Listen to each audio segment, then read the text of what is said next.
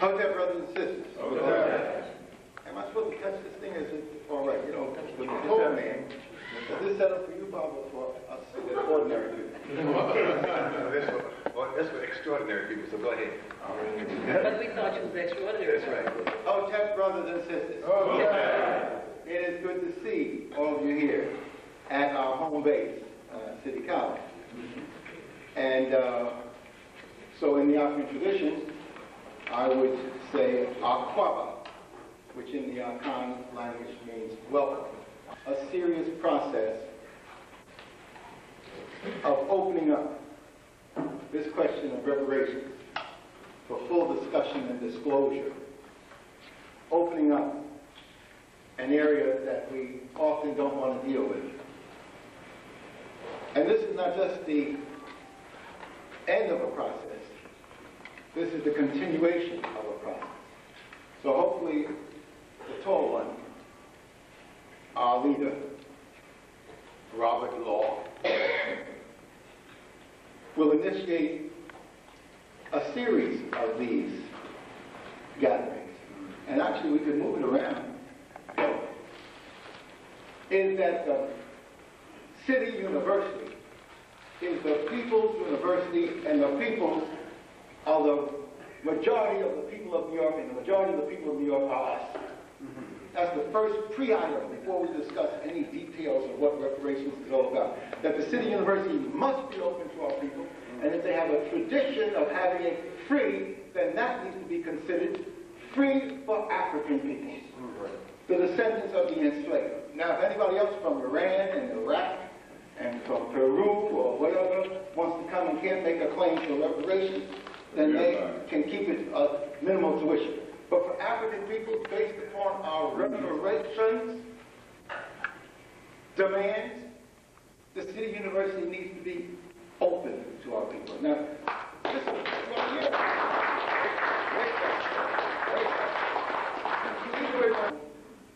the strategy of Bob and his leadership group was to try to get this issue placed upon the City Council. That's one strategy. But the strategy for Leonard Jeffries, and we have our great leader here, if you can take Chicago, where even Martin Luther King, who was fearless in the face of devils, shook in his boots when he got to Cicero, outside of Chicago. So if you have a leader of our community here who can work with that community and work some magic and get a reparations bill passed in Chicago, then it can be done anywhere.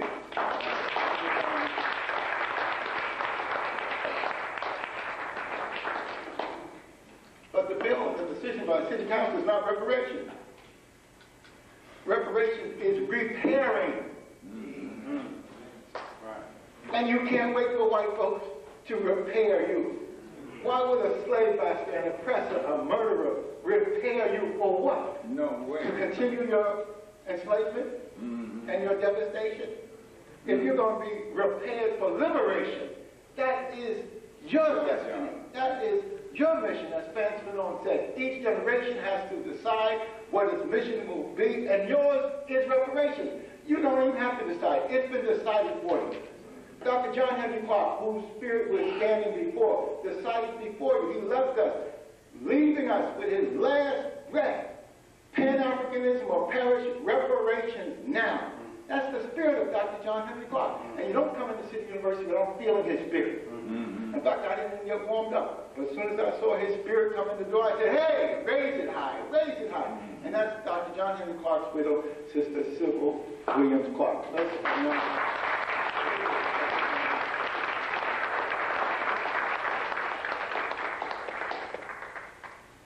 reparations is going around everywhere.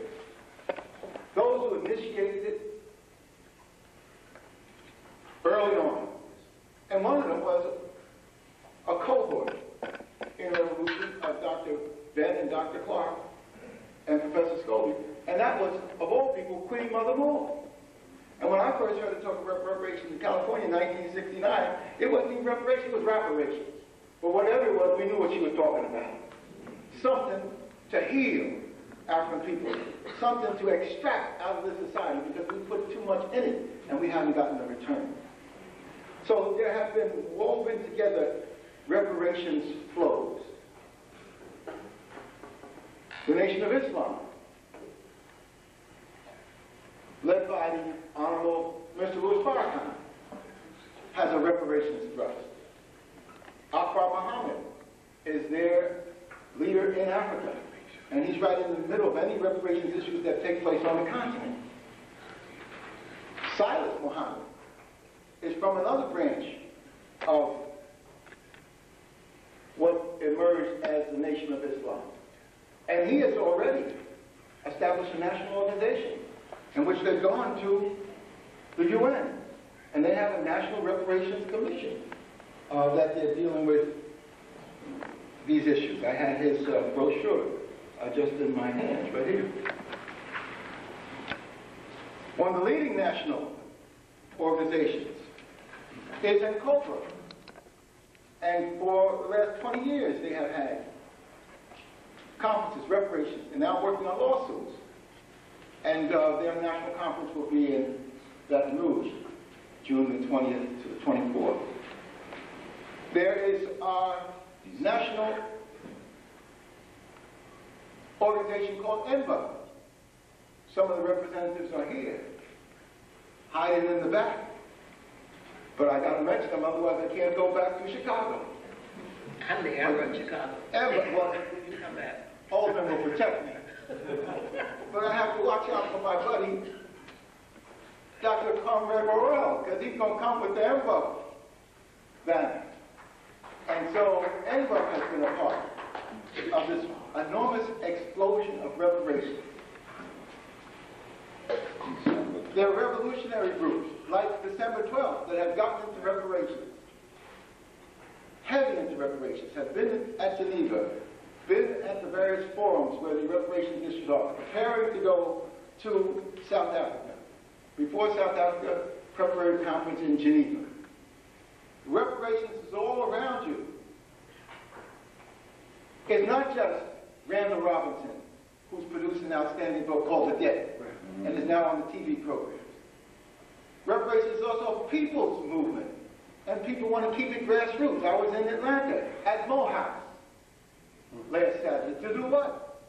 Reparations conference.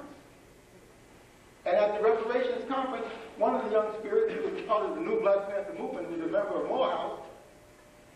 And there was a real problem because the Negro leadership of Morehouse, true to Negro leadership, what's that saying we used to have?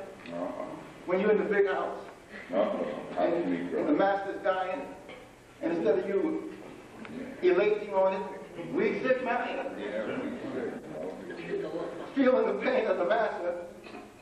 The leadership of Morehouse told these black youngsters that in order to balance out the reparations program that they slated and prepared for months, they had to have a white presenter at the reparations. God have mercy.